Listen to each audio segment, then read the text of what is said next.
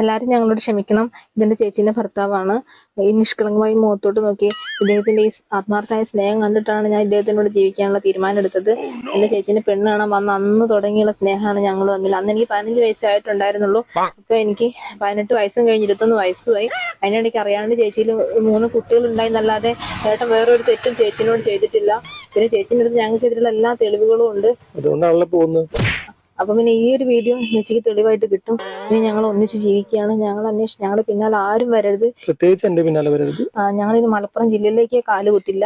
അതുകൊണ്ട് ഞങ്ങളിപ്പോ താമസിക്കാൻ പോകുന്നത് കാലിക്കറ്റ് യൂണിവേഴ്സിറ്റിയുടെ അടുത്താണ്. ആരും ഞങ്ങൾ അന്വേഷിച്ച് പിന്നാലെ വരരുത്. ലൊക്കേഷൻ പറഞ്ഞെന്ന് വെച്ചിട്ട്. കാരണം അതിന്റെ ആവശ്യമില്ലല്ലോ. ഇനി ഞങ്ങൾ ഒന്നിച്ച് ജീവിക്കാൻ പോവാണ്. എന്നുവെച്ചാൽ ഏട്ടനെ പൂർണ്ണമായിട്ട് കൊണ്ടുപോവല്ല. ചേച്ചിക്ക് എപ്പോ വേണമെങ്കിലും ഞാൻ വരും ഞാൻ തിരിച്ചു വരും. എനിക്ക് അവിടുന്ന് ഒരു 2-3 എണ്ണത്തിന്റെ കൂടെ പൊക്കാനുണ്ട്. അല്ല തിരിച്ചു കൊണ്ടുവരാനുണ്ട് എന്റെ കൂടെ. ഞാൻ വരും. അപ്പം അങ്ങനെ ഞങ്ങൾ പൂർണ്ണമായിട്ട് ഇട്ടെറിഞ്ഞ് പോവല്ല. പിന്നെ എന്റെ സാലറി കിട്ടാൻ വൈകിയത് കൊണ്ടാണ് ഞങ്ങൾ ഇത്രയും കാത്തിരുന്നത്. ഈ തിങ്കളാഴ്ച എന്റെ സാലറി കിട്ടും. പിന്നെ ഞങ്ങൾ ഒന്നിച്ച് ജീവിക്കും. പിന്നെ ഏട്ടന്റെ സ്നേഹമാണ് ഞങ്ങൾക്ക് മുന്നോട്ട് ജീവിക്കാനുള്ള സ്നേഹം ഇഷ്ടം പോലെ ഉണ്ട്. ആ ഒരു സ്നേഹമാണ്, ഈ ഒരു ആത്മാർത്ഥ സ്നേഹം ഞങ്ങൾക്കിനി വേർപിരിഞ്ഞ് ജീവിക്കാനേ സാധിക്കില്ല. അത്രേ ഉള്ളൂ.